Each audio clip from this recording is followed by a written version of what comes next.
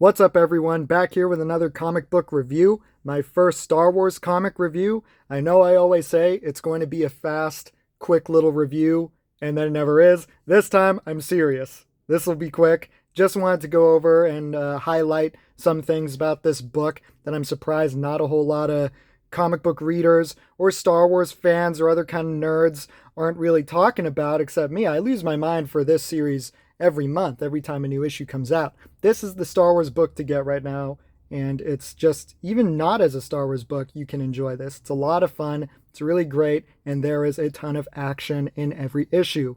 The creative team has been the same this whole time. Great writing, fantastic art. So I'm just going to get right into this.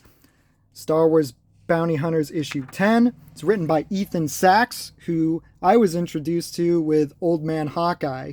And he did Old Man Quill, which I didn't read. And he did a 4-issue Star Wars Allegiance comic that was like a tie-in or a precursor to The Rise of Skywalker. And that was actually a really good 4-issue limited series. Like, it was better than The Rise of Skywalker itself. It was really good. Ethan Sachs is a great writer. Art by Paolo Villanelli, who I was introduced to with another Star Wars book, written by Matt Rosenberg's tie-in comic to Star Wars Jedi Fallen Order. It was called Star Wars Jedi Fallen Order Dark Temple or something like that. So a really good Star Wars creative team coming together to give us this great book. Right now we're going right into the thick of it, where the main character of this series is bounty hunter Beilert Valance, and begins with a little flashback of him back in the day. In the previous issue, it showed him crashing his tie on some planet, and Han Solo, this was back when they were both serving in the Imperial Navy together, and Han Solo had to come back and rescue him. But by that time, he was already beat to hell and lost a leg and an eye.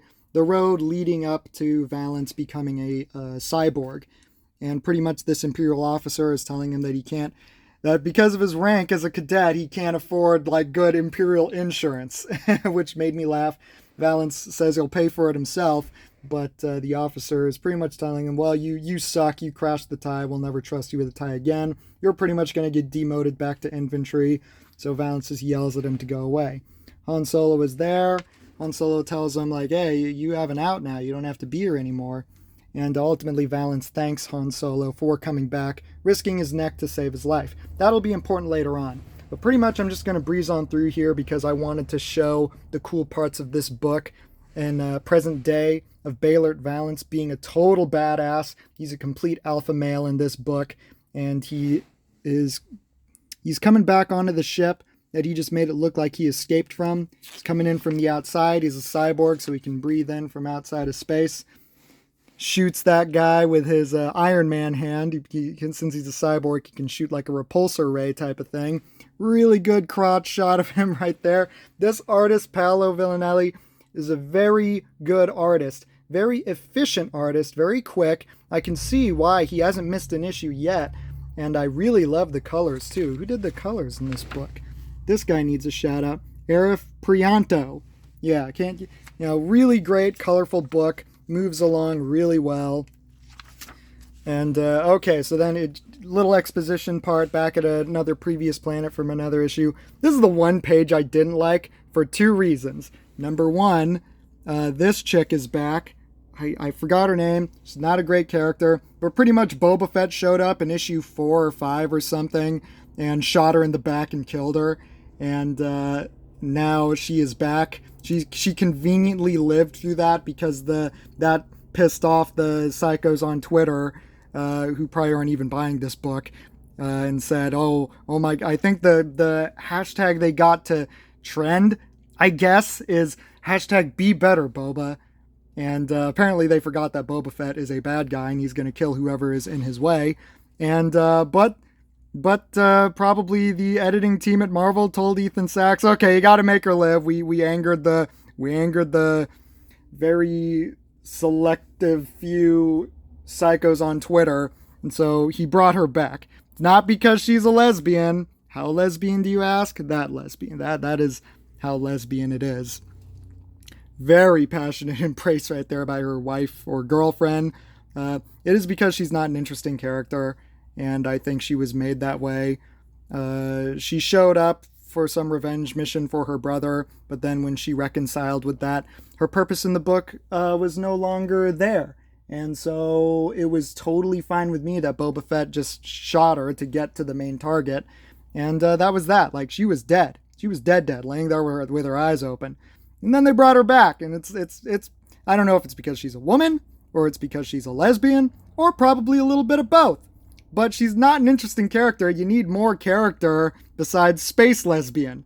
So it just bothers me seeing her back. I don't know what purpose she's going to play, but hopefully they really add more layers to her, because I'm not into this.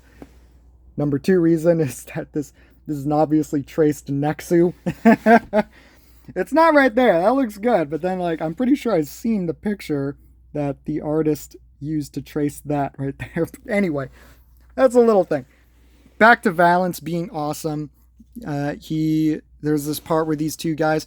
So these pirates are actually from the Onaka gang. We all remember Hondo Onaka from the Clone Wars. Except this takes place in between episodes 4 and 5. So Hondo Onaka is not the leader of this gang anymore. It's a character of the same species, forgot the name, named Scrag. And Captain Scrag, I guess, who I found out is actually a woman. Someone refers to her as a her in this book. Hard to tell with these creatures. But anyway, Scrag is now leading the Onaka gang, and now Valance is just showing them what's what. These two are wandering around. There's these two things. It looks like they're in the engine room. These two things spewing up heat or plasma is just there, and I'm thinking, someone's going to land in those. So Valance just grabs both of them and pulls them through it. There's this nice part here with he leads 2 of them into the vacuum chamber and presses the button and lets them go out into space. I was like, dang, I really liked this part where they're trying to turn the power back on after Valance sabotaged the ship to gain the upper hand on them. And they rewire it, turn the power back on. You turn the page, and when the lights come on, Valance is standing right behind them. Look at them just smiling, look so happy. They feel so accomplished. They're like, yeah, now we're going to teach him. He's standing right there looking so cool, looking great. Gradually, in the past few issues, more of his synthetic fake skin has been ripping off, so he's looking more and more like Terminator. Actually, Valance came out way back in the early days of Marvel doing Star Wars comics, before Terminator even came out, and that Terminator was in part based off of Valance, who was only in the Star Wars comics at that time. So he's looking more and more like the Terminator, being so cool.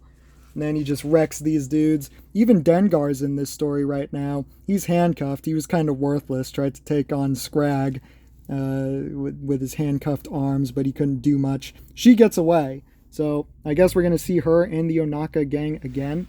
But then Valance, he gets in a good hit on Dengar. Punches him in the face. References something about how Dengar was on his crew and sold him out to Vader. That sounds like it was something from a previous book, probably that Target Vader series that I did not read. I believe Ethan Sachs wrote that one too. I might be mistakening, but I really want to read that. That was all about Valance versus Vader, basically, and so that is probably what he's referencing there. Punches him again, and then Dengar's on the ground. He just spills the beans. Really sets up the upcoming Star Wars crossover event, War of the Bounty Hunters here. Has this line in here where he says, just my luck. First I lose out on the Han Solo bounty to that damn Boba Fett, who's probably already got the carbonite to Jabba by now. And then that news makes Valance go, what? What did you say? And kicks him in the face to knocks him out. And then it pretty much just ends going from one fight to the next. Ends taking the ship. It's got Dengar with him. And so he's gonna go and save Han. That is how he is going to be tied into the story. That is going to be his part to play in the War of the Bounty Hunters. Actually, Boba Fett was in the first arc of this series, and he was en route to Jabba the Hutt with the carbonated Han Solo right behind him in his ship. And so it was kind of like he got sidetracked to go mess with Valance's bounty, basically, early on. But now Marvel is doing this Star Wars event, this War of the Bounty Hunters event, which is going to be all about other bounty hunters trying to get in on that and claim that coveted bounty of Han Solo and taking it to Jabba. But really, the only book you really need to read is this series, Star Wars Bounty Hunters, because it's the one with the bounty hunters in it. This really tells you Valance's part that he's going to play. He owes Han Solo a debt. He saved him back in the day when they were both in the Empire. Now he's going to return the favor and come and try and save him. And so it ends there. Next issue, looks like he's going to throw down with Bosk again. That is an awesome cover. Definite must for all the Bosk fans. I know you're all out there. And, this is actually a great cover, too, by Mattia DeLuise. Awesome cover. Very deceiving, though. Dengar did not have these awesome laser knives. Otherwise, you probably would have stood more of a chance. Took me, after reading the comic, that this big, imposing face behind them is Scrag, and it doesn't... So, Mattia DeLuise maybe didn't do a great job conveying that is that creature, that species of alien that I forgot what it's called. But still a great cover. Very cool looking. Can't wait for the next issue. This is a book that all Star Wars fans should be reading. The main Star Wars title is very okay, but this book is just great. And I just had to talk about this one because of how awesome Beilert Valance was in this issue. I was pretty vanilla with Valance, didn't know much about him before this series, but now I'm all in. I think he's so cool. He's an awesome hero and a great bounty hunter character.